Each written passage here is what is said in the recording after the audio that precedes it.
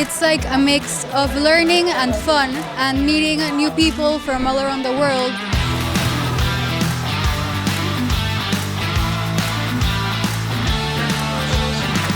I am from Russia, Dominican Republic, Germany, Puerto Rico, Lithuania, Brazil. China.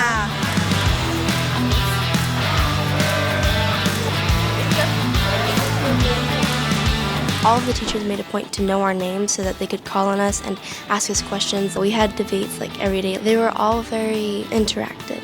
I could better understand what people think and perceive as leadership. The most important part that I studied here is how to work in a team, which is a quality that everyone needs to know nowadays.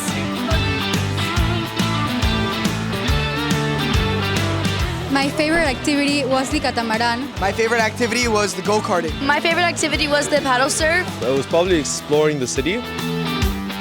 I think something that's really great about the summer school is that you get to meet new people and do new things and just like get out of your comfort zone. Really fun. I learned a lot. I made great friends along the way. I really loved it. It was probably one of the best experiences I had. The summer school made me realize that I do want to pursue business on a university level. My stay was really worth it.